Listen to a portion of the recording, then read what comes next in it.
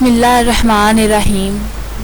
محترم سامعین، السلام علیکم ورحمۃ اللہ وبرکاتہ۔ میں امید کرتی ہوں کہ آپ سب خیریت سے ہوں گے، خوشحال ہوں گے۔ اللہ تعالیٰ آپ کو ایسے ہی خوش اور آباد رکھے۔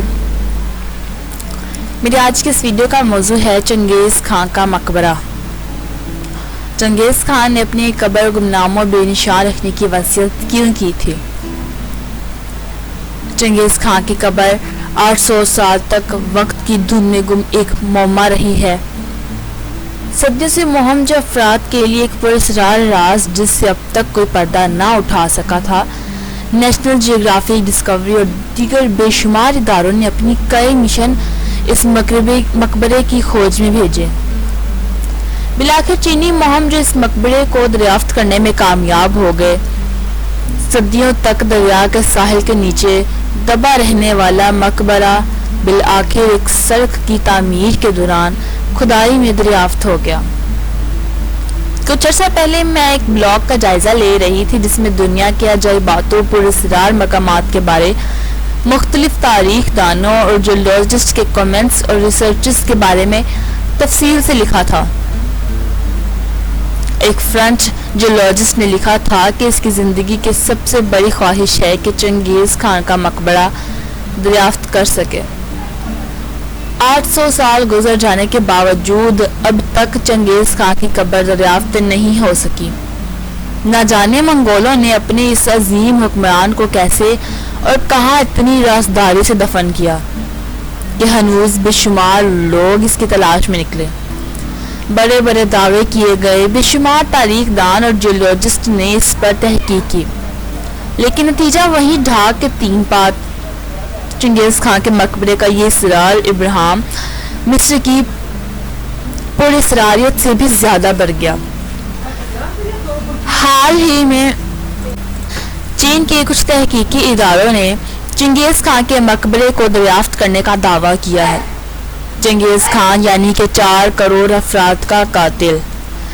چنگیز خان دنیا کے لیے ایک ظالم حکمران تھا جس نے تلوار کے زور پر دنیا فتح کرنے کی کوشش میں بے شمار انسانوں کے خون کی ندیاں بہا دی۔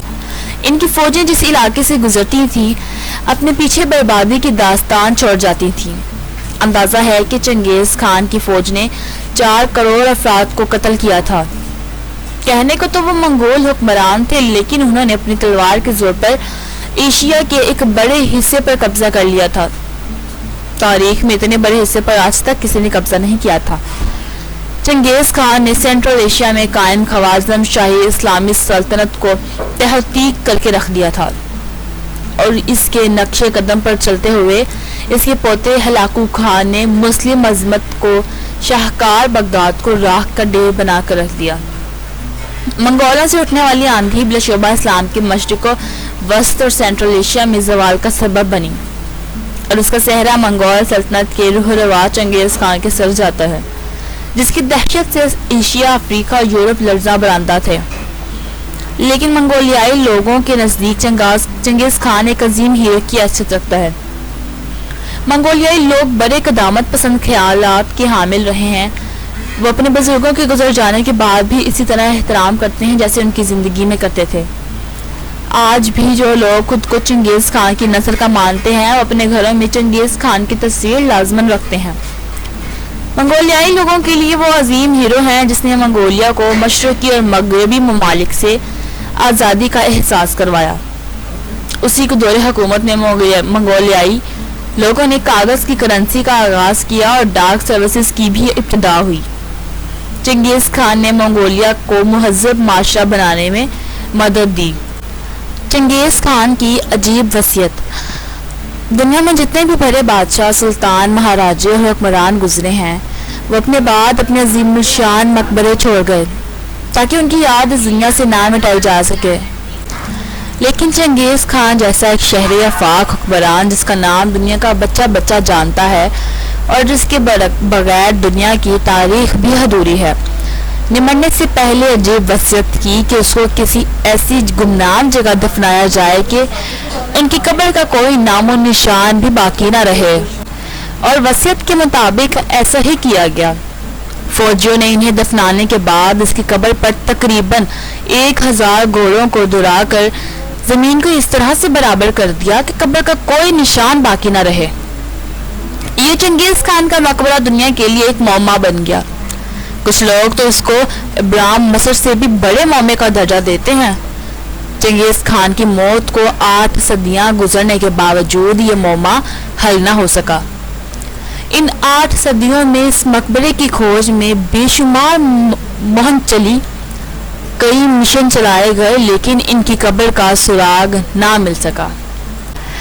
رقبے کے لحاظ سے منگولیا اتنا بڑا ہے کہ اس میں برطانیہ جیسے 7 ملک آ جائیں۔ اتنے بڑے ملک میں ایک نامعلوم قبر کو تلاش کرنا سمندر میں سے ایک خاص قسم کی مچھلی کو تلاش کرنے کے مترادف ہے۔ منگولیا ایک پسماندہ ملک ہے جہاں کئی علاقوں میں پکی سڑکیں تک نہیں ہیں، آبادی بھی بہت کم ہے۔ منگولیا کی الان باتور یونیورسٹی کے ڈاکٹر دیماجاؤ ایردی نٹار 2001 سے جنگجو بادشاہوں کی قبر کی کھدائی کر کے ان کے بارے میں معلومات حاصل کرنے کی کوشش کر رہے ہیں۔ کہا جاتا ہے کہ جنگجو بادشاہ منگولوں کے ہی پرکھے تھے۔ خود چنگیز خان نے بھی اس بات کا ذکر کیا تھا، لہٰذا ان بادشاہوں کی قبرگاہوں کے انداز سے اس بات کا پتہ چلانے کی کوشش کی جاتی رہی ہے کہ چنگیز خان کا مقبرہ بھی انہی مقبروں میں جیسا ہی ہوگا۔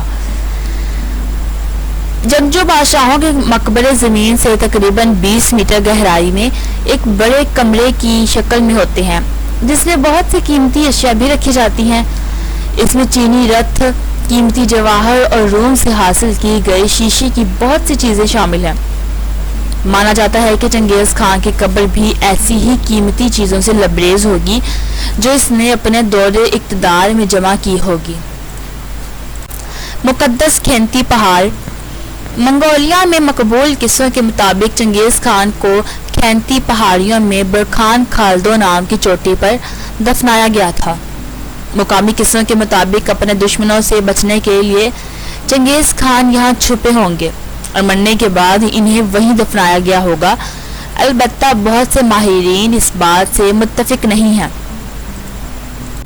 الان باتور یونیورسٹی میں تاریخ کے استاد والے سڈنم سلمان کہتے ہیں کہ منگولیائی لوگ ان پہاڑیوں کو مقدس مانتے ہیں، لیکن اس کا یہ مطلب نہیں ہے کہ چنگیز خان کو یہاں دفنایا گیا ہوگا۔ ان پہاڑیوں پر شاہی خاندان کے سوا کسی اور شخص کو جانے کی ہرگز اجازت نہیں ہے۔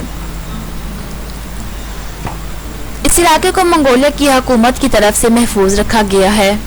یونیسکو نے بھی اسے عالمی ثقافتی ورثے کا درجہ دے رکھا ہے، لیکن کسی بھی تحقیق سے آج تک یہ نہیں ثابت ہوا کہ واقعی چنگیز خان کی قبر یہی ہے۔ چنگیز خان کے مقبرے کی دریافت۔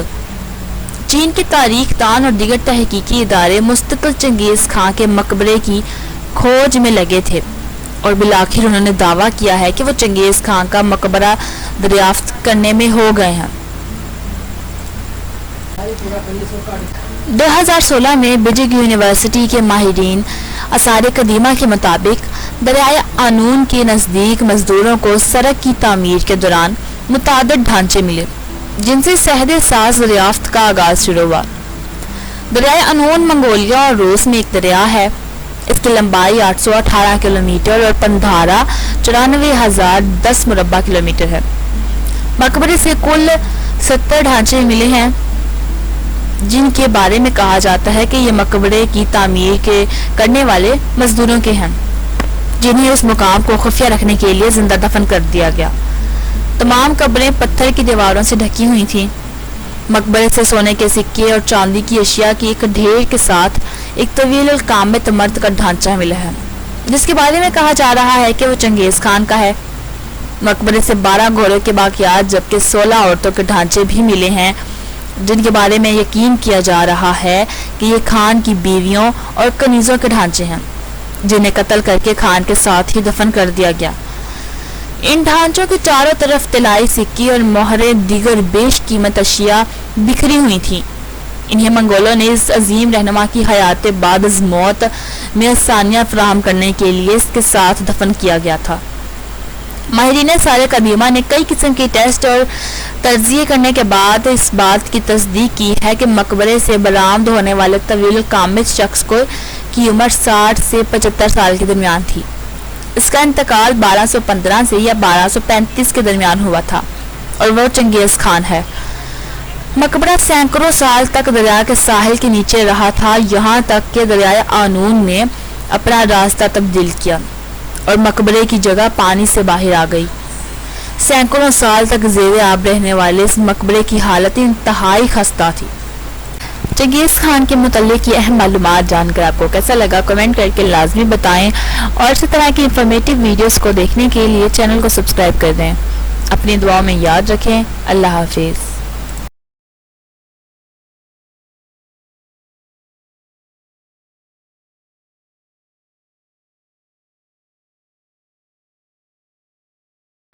اللہ حافظ۔